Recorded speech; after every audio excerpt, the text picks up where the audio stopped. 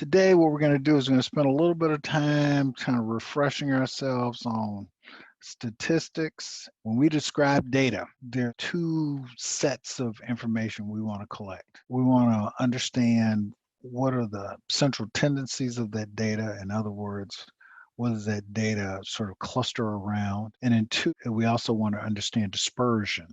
Want to know how widely dispersed is the data around the sort of central tendencies. Those are going to be characteristics that we're going to use to describe sets of data. And in particular, we also are interested in the relationship between sets of data. So we're going to be interested in correlation. And ultimately, we want to use what we know about statistics to help us predict. Finance is finance is not a theory heavy discipline.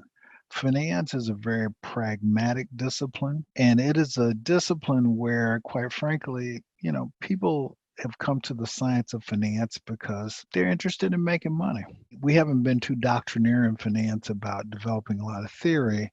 If we see a useful tool in some other field of endeavor and we think we can employ that tool, give us an edge in the marketplace or investing or structuring a transaction, we go and take that tool. So you'll find that we use a lot of tools from math because we find these tools helpful. And one of the things we're particularly interested in is predicting the future. Obviously, there's a lot of money to be made if you can predict the future in finance. And so we are interested in regression analysis because regression analysis is a way of trying to predict what's going to happen. It's a way of trying to predict what's going to happen. So if you have certain independent variables and you understand the relationship between those independent variables and the dependent variable, then you can use your knowledge of those independent variables to predict ahead of time what the dependent variable should do. And so we're going to spend a little bit of time on that. But we're going to start out in a nice, fun way. We're going to start out by just looking at some observations around clubhead speed, the speed of your driver. All right. Speed of your driver, and the second set of data in column C is how many yards you can drive a ball. Again, in column B, we have clubhead speed, how many miles per hour your clubhead moves as it addresses the ball. And in the column C, we're going to look at how far the ball flies on each drive. So we've got 8 observations here. Observation 1, in other words, a person swung the club one time. Clubhead speed was 100 miles per hour. That ball went 257 yards. Observation 2, person got up, they swung the club head, swung it a little bit faster, 102 miles per hour. Ball went 264 yards, etc. So we have 8 observations of this sort. So the first thing we want to do is we want to determine the mean value, which is the arithmetic average. The arithmetic average. So we're going to turn the mean value or arithmetic average. Now we can do this one or two ways. There's an average function within Excel, or we could just sum up all 8 of these clubhead speeds and divide by the number of observations. In this case, we have 8. And that's the formula that I've just put here in cell number B11.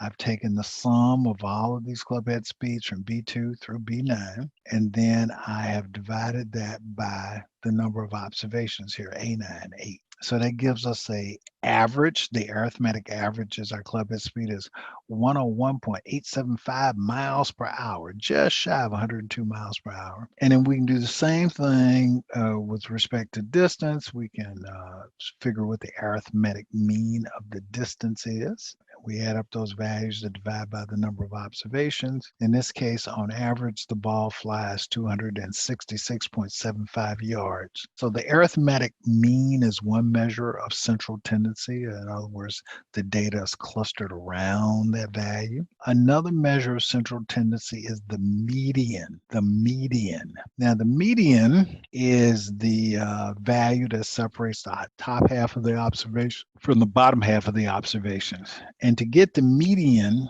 what you need to do is you need to organize these values from the highest to the lowest. So I'm going to do this over here. I'm going to go over here in column E. First of all, I'm going to copy this header. So I'm going to copy this header and put it over here in column E. And now the next thing I'm going to do is I'm going to try to say, well, which is the lowest value? When I look through this whole list of club head speeds, the lowest value is 99 miles an hour. The next lowest value is 100 miles an hour. And the next lowest value is another 100 miles an hour. The next lowest value is 101. The next lowest value is 102. The next lowest value is, I think, 103. The last two values are 105 and 105.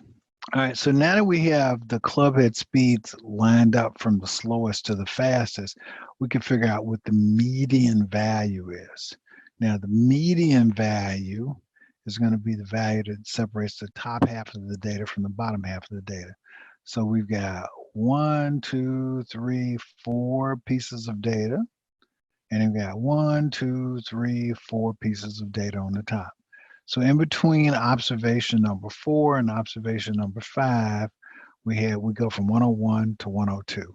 So if we add 101 and 102 together and divide them by 2, we get this median value, which would be 101.5. Now, we could also just use a function in Excel that says what is the median, which is what I did before, but I'm going to do this here, median, and then I'm just going to paint this range, and then it will tell me what the median value is. Now, I'm going to make that bigger so you all can see it. Boom. So, again, I didn't have to organize these from highest to lowest. I could just use this median function in Excel and it will figure out what the median value is. But to see it, the median value is the value that separates the top half of the data from the bottom half of the data. And we could do the same thing over here with the number of yards that the ball flies. Now, but again, I've used the median function.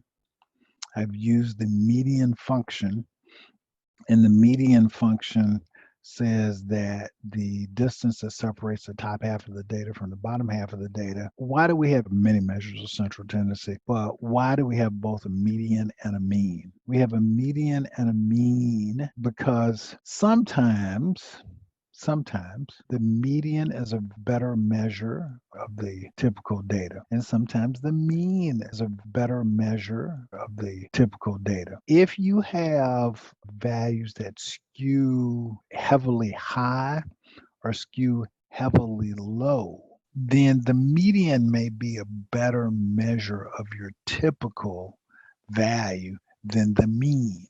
Because if you have a set of data and you have outliers on the high side, it may pull up your arithmetic mean to a place that is not really helpful. Now, a good example of this is income data.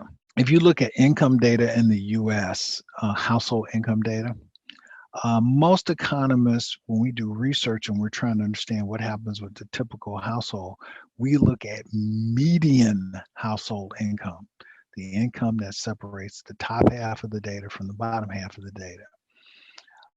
Because median household income, which in this country is about $50,000 a year,